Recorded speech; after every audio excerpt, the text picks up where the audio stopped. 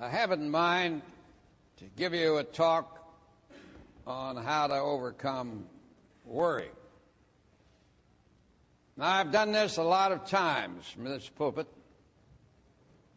In fact, I've advertised this as my annual sermon on worry.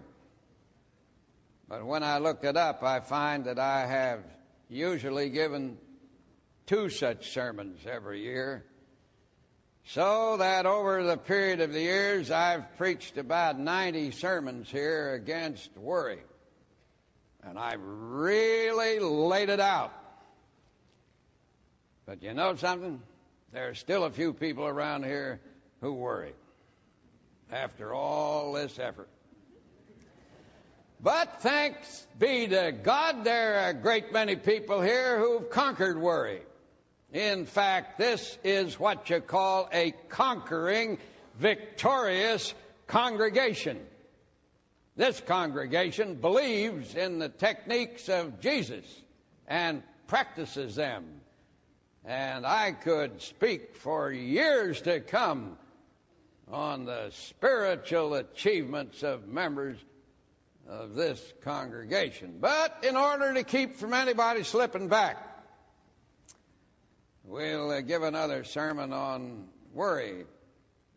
And what we have to say to you today is that if you stop worrying, you'll start living. And that is for sure. Worry is probably one of the greatest and most devastating problems of our time. I wouldn't be surprised that it's more potent today than in days gone by because of the heated up, psychological, tensed up, mixed up atmosphere in which we live. Now, worry is very prevalent. We receive hundreds of requests for prayer in this church, and they come from all over the country, even from all over the world. I went away on a vacation, and when I came back, I found on my desk, I counted them actually, 1,633 requests of me for prayer.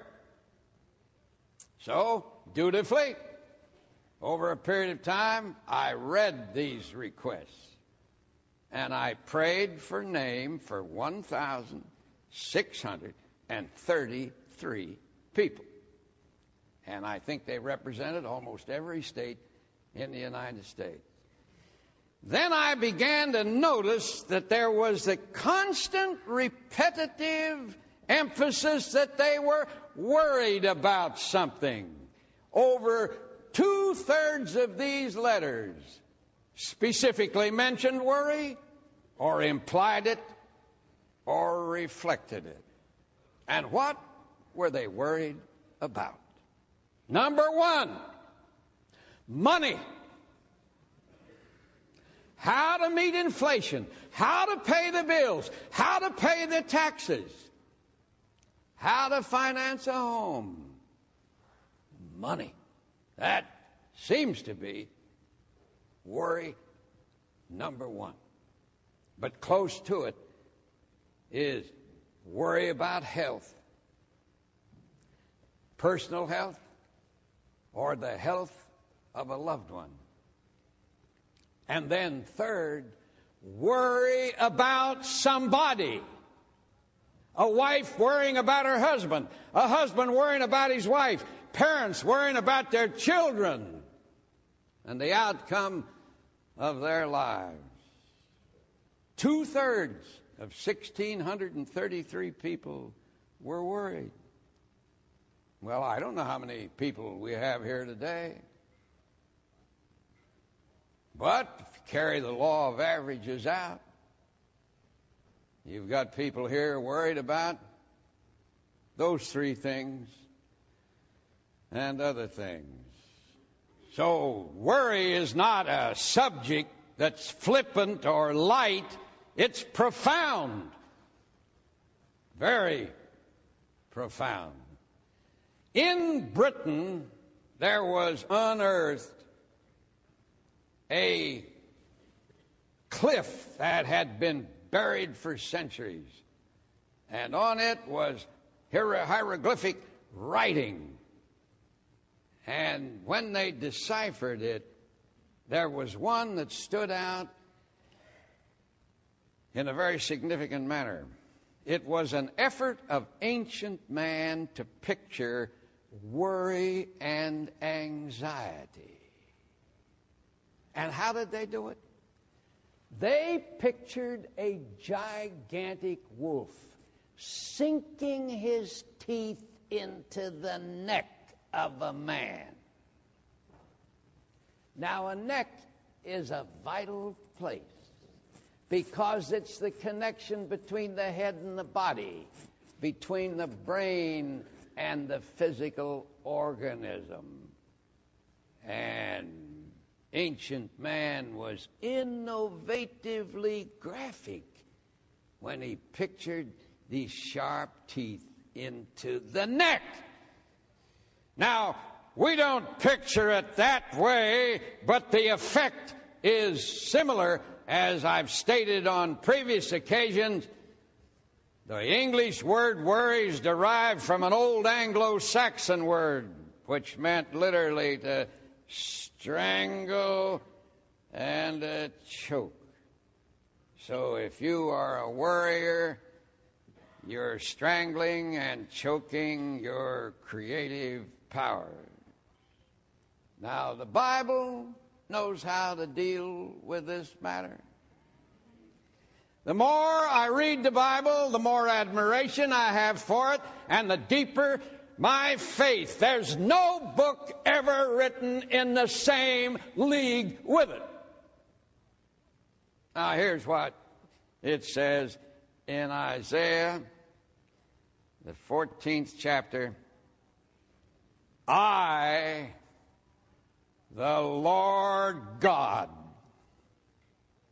will take you by your right hand and will say to you, do not worry, I will take care of you.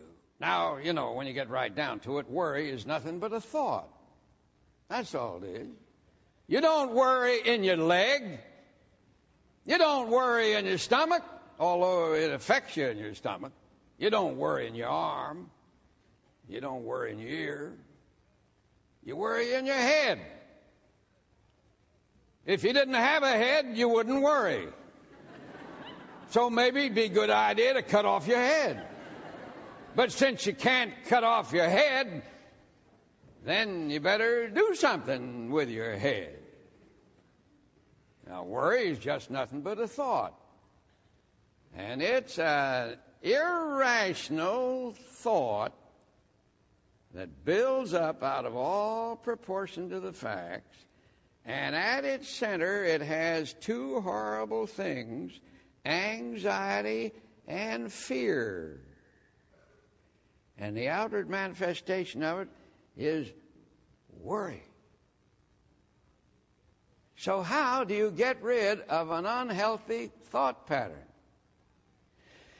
By disciplinary will, you tell it to vacate your head. And it will obey you. But you cannot keep the human mind empty for very long. Now, I know when you think of some people, they've done it a long time. But really, you cannot keep the human mind empty for very long because it's got to be occupied by something. So these old worry thoughts will creep back and take repossession if you don't put in their place a more powerful thought. Now, what is a more powerful thought than fear?